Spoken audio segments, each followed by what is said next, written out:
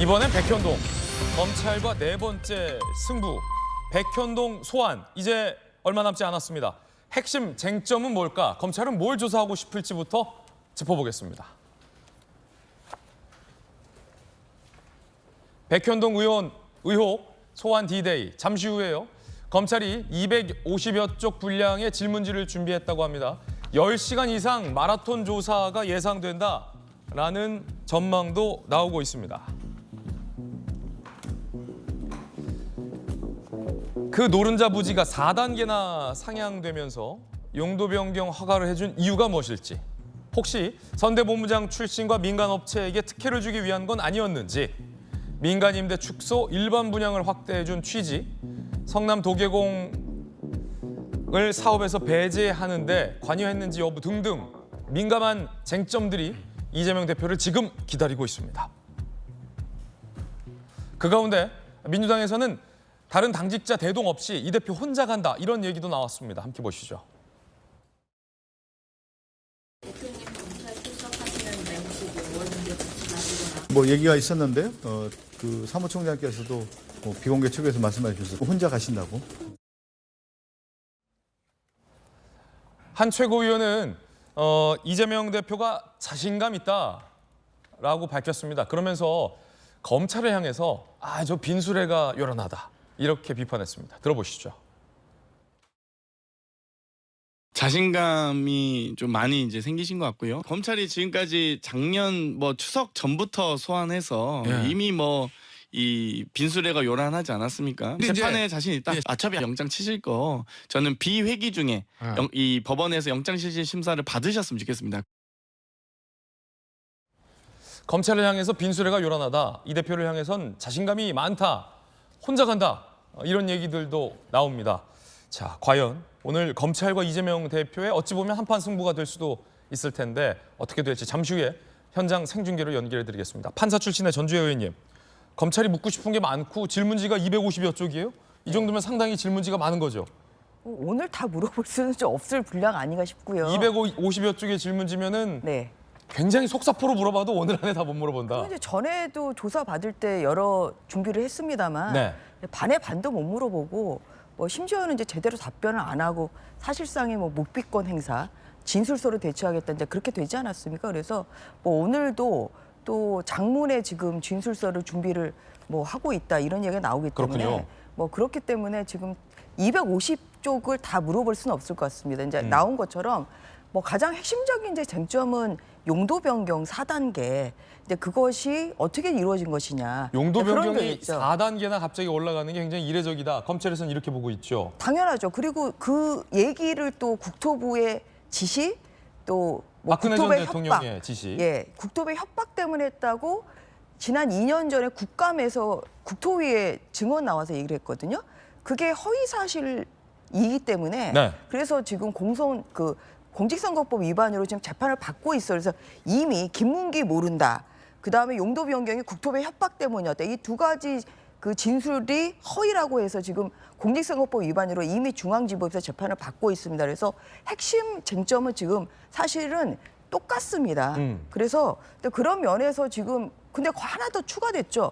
갑자기 또 박근혜 대통령을 또 끌어들여요. 그래서 박 전 대통령의 지시라고 하는데, 제가 그래서 사실 제가 법사위에서 여러 차례 이것을 지적을 했습니다만 이게 거의 사실상 지금 계속 같은 변명을 되풀이하고 있기 때문에 제가 오늘 감사원의 감사 보고서를 가지고 왔는데요. 2022년 7월에 작성된 감사원의 감사 보고서. 여기에 보면은 용도 변경을 요구한 게 아니에요. 그냥 일단은 식품연구원의 매각 협조를 요청을 한 겁니다. 그래서 매각 협조와 지금 용도 변경 완전히 다른 거예요.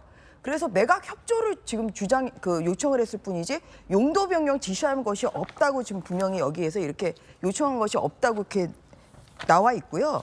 그다음에 또 하나는 뭐냐면 이 국토부의 협조 있지 않습니까? 매각 협조, 이런 것도 이게 결국은 이런 것이 국토부의 요청으로 인해 용도 지역 변경이 강제되지 않는 사실을 이미 2014년에 이미 성남시에서 확인했다.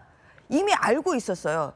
이 용도 변경이 법상 강제되는 것이 아니라는 거 성남시 그 당시 성남시장이 누구였습니까? 이재명 시장은 이미 그런 것을 알고 있었습니다. 2014년에. 그럼에도 불구하고 보세요. 이재명 측근이 영입이 된 다음에 그다음에 두 차례 반려됐던 용도 변경이 갑자기 급속도로 허가돼서 허가된 시점은 아까 얘기한 2014년 이후인 2015년 4월입니다. 2015년 4월에 이재명 성남시장이 결재를 했고요. 예. 그래서 이 결재한 서류가 바로 이겁니다. 여기에 보면은 지금 이재명 시장의 예. 이 결재가 되어 있거든요. 그렇기 때문에 이게 아무리 본인이 이게 박근혜 대통령이 지시했어요, 아니면 국토부가 저를 협박했어요 한들 이것은 저는 대국민 거짓말 사기극이라고 생각합니다. 그래서 물론 피의자이기 때문에 부인권은 행사할 수 있습니다만 이게 계속 그런 식으로 정치 이슈화하고 이래 진실을 가리려는 이런 것에 대해서는 이게 아무리 공당 대표라지만 이것은 선을 넘었다 하고 증거는 모두 이재명 대표의 이 4단계 용도 변경은 이것은 잘못된 것이다. 이런 것을 가리고 있기 때문에 오늘 검찰 조사에서 이제 이런 예. 부분이 특히 조사가 될 것이고요. 또한 나 1원도 안 받았는데 이런 얘기 하잖아요. 예. 원래 업무상 배임은 내가 돈을 받아서 기소되는 게 아니에요.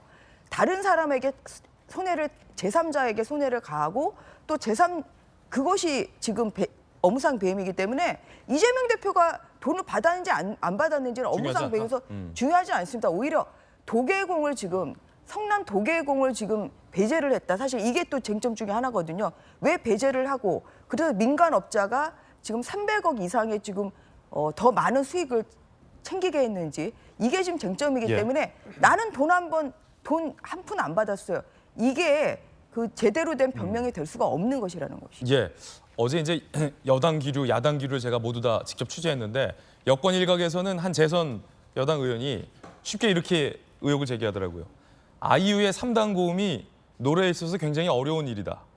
그 국토 개발에 있어서는 용도 변경 4단계 상향이 아이유의 3단 고음보다 더 어려운 일이다. 뭐 한 여당의 재선 의원은 이렇게 의혹을 제기했는데 어쨌든 박근혜 전 대통령의 지시로 이 어려운 용도 변경이 한 번에 이루어진 것은 이른바 여당에서 주장하는 그 측근에게 네. 특혜를 주기 위한 것이다라는 의혹을 제기하고 있는 겁니다. 자, 이에 대한 야당 입장도 좀 궁금해지는데 언론인 출신의 또 한민수 대변인께서는 어떻게 보십니까? 길게 말씀을 하셨는데요. 일단은 그 이재명 대표가 제1야당 대표인데 검찰이 한 번도 아니고 4번씩 이렇게 소환 조사를 받으러 가는 모습을 보는 저를 포함해서 많은 국민들이 저는 착잡할 거라고 생각을 합니다. 화가 나시는 분도 있고 안타까워하시는 분도 있을 겁니다. 저는 그 뭐 기자 생활도 오래 하고 국회에서 생활도 했습니다만 대선이 끝나고 본인과 정말 경쟁했던 유력한 후보 그리고 지금의 제1야당 대표를 검찰이 이렇게까지 1년 반 동안 수백 회의 압수수색과 정말 수많은 건으로 수사를 하면서 탈탈 털고 있습니다. 검찰 인원만 검사만 한 70명 된다고 하더군요. 지금 국가의 총력을 세워서 민생과 경제를 살려야 될 윤석열 정권이 야당 대표와 야당을 잡겠다고 죽이겠다고 하는 태도는 우리 국민들께서 저는 판단하실 거라고 봅니다.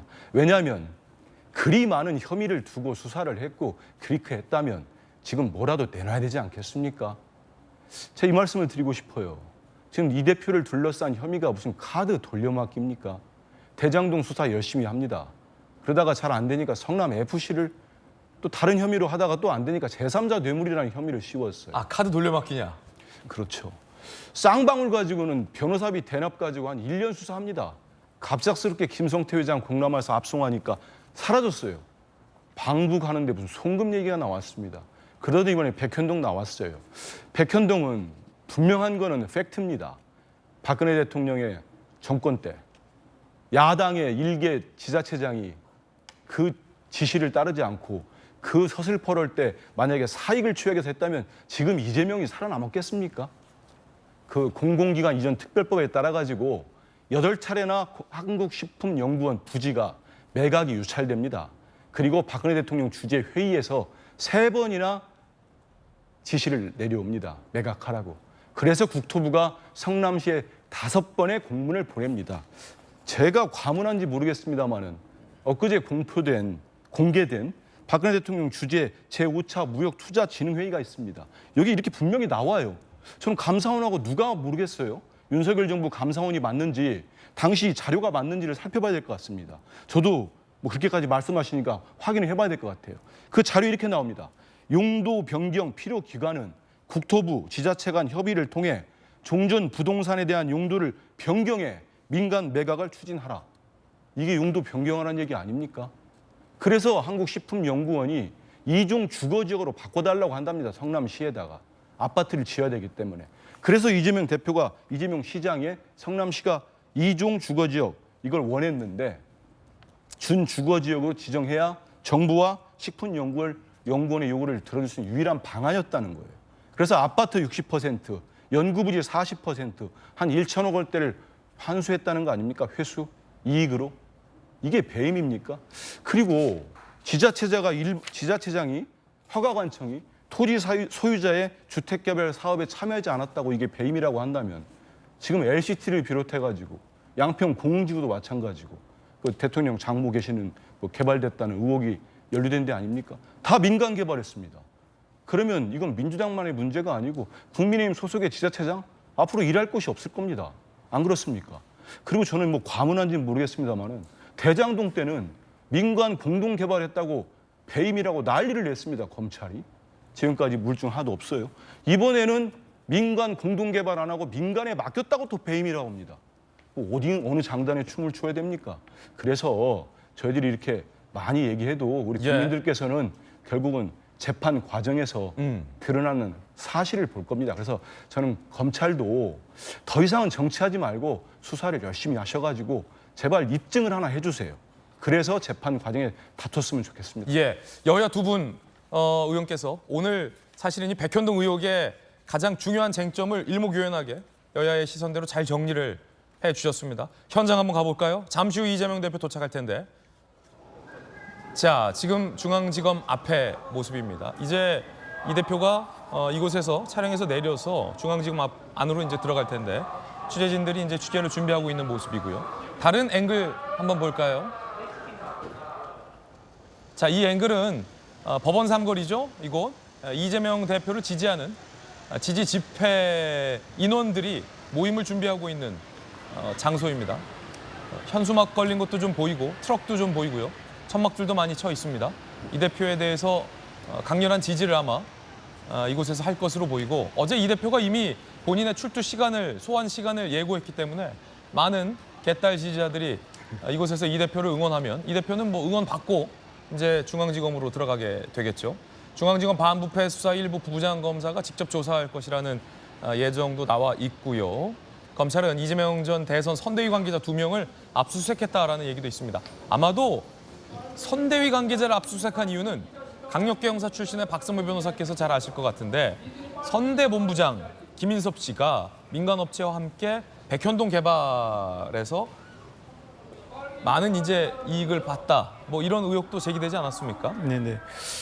이 사건 주요한 쟁점에 대해서는 앞서 두 분께서 상세히 설명해 주셔서 제가 거기에 첨언하기보다는 이 사건 전체에 대한 논의를 해보는 것이 더 나을 것 같습니다. 이 사건은 이재명 대표가 받고 있는 여러 사안과 다르게 관련자들이 이미 기소돼 상당 부분 재판이 진행된 상태입니다. 예를 들어서 로비스트로 지목된 김인섭 전 대표는 예전 이재명 대표가 성남시장에 출마할 당시에 선대 본부장 출신이죠. 이 김인섭 전 대표가 이 특가법상 알선 수재 혐의로 기소돼 재판을 받고 있고 이 시행사 측 정바울 대표도 특경가법상 횡령 배임 혐의로 기소된 상태입니다. 둘 다 구속 기소된 상태인데 다만 정바울 대표와 관련해서는 직접 이 백현동 개발과 관련해 로비를 했다는 혐의가 아니라 그 별건으로 횡령 배임 의혹으로 기소가 돼 있습니다만 백현동 의혹이 단초가 돼서 자금 흐름을 수사하는 과정에서 이 혐의까지 추가적으로 불거지게 된 것입니다. 아, 그렇군요.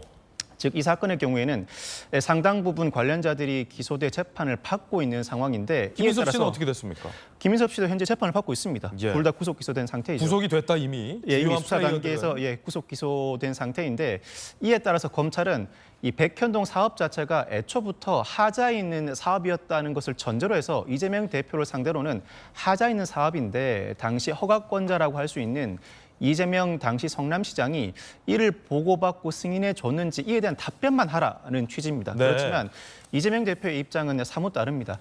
하자 있는 사업이 아니다.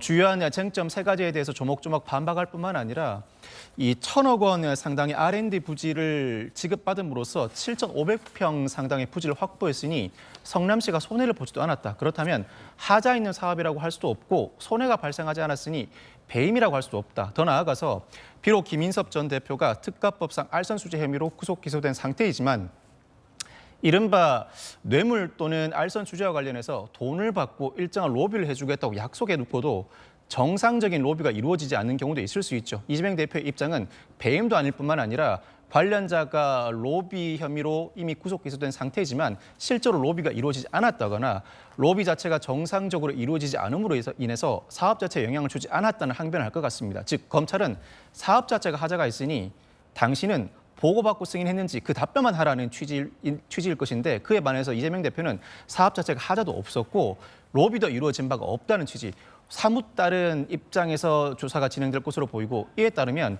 이날 조사, 오늘 조사가 내일까지 이어진다고 하더라도 하등 이상할 것이 없습니다. 양측의 입장이 상당히 팽팽하게 맞서고 있다고 평가할 수 있습니다. 백성배 변호사님이 확실히 강력 경사인 만큼 검찰과 이 대표의 입장 차이에 대해서 아주 명확하게 일목요연하게 정리를 잘 해주셨어요.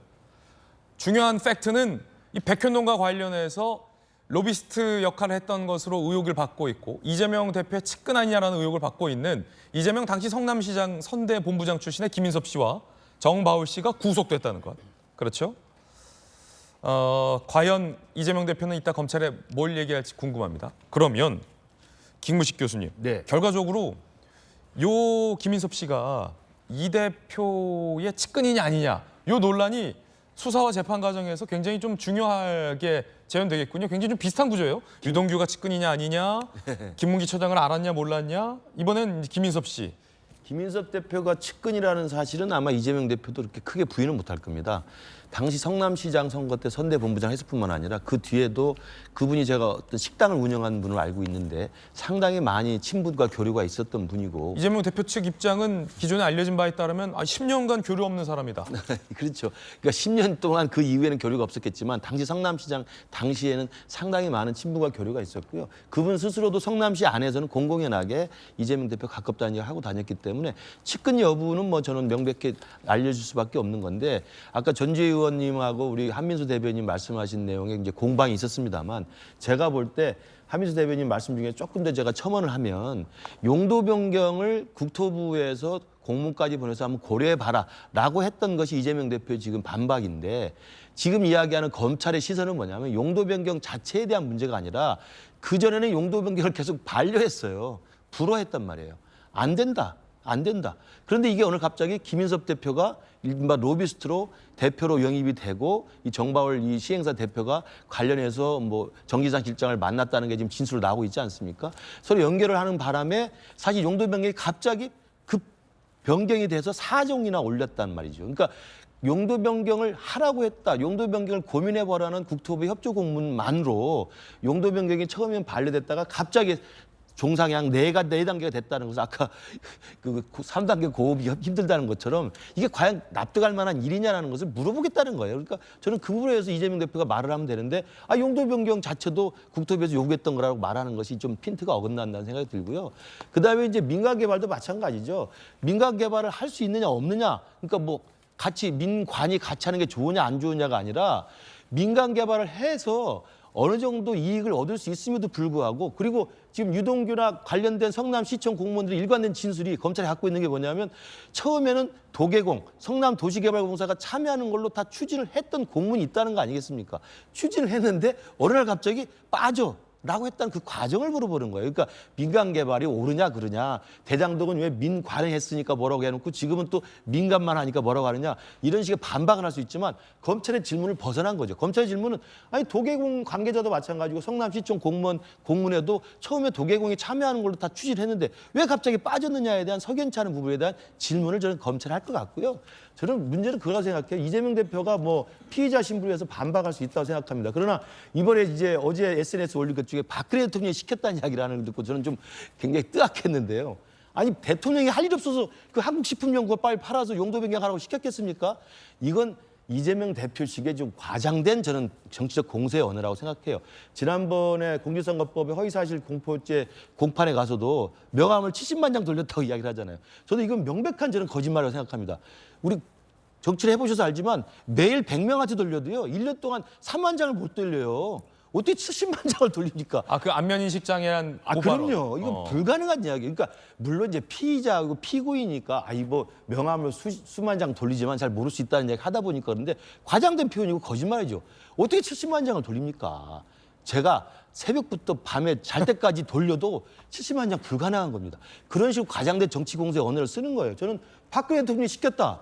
대통령이 시켰는데 어떻게 안 하느냐. 이것도 정치인 이재명 대표가 피고인으로서 또 피의자로서 자기의 정치적인 어떤 회피를 하기 위해서 과장된 언어를 쓰는 거예요. 저는 그 부분이 저는 검찰에서 봤을 때 묻는 말에 질문을 해라. 저는 이 부분에 대해서 또 검찰과 치열한 공방이 있을 것으로 보입니다. 네. 이에 대한 이재명 대표의 입장은 이재명 대표가 공개한 진술서에 나와 있습니다. 함께 보시죠.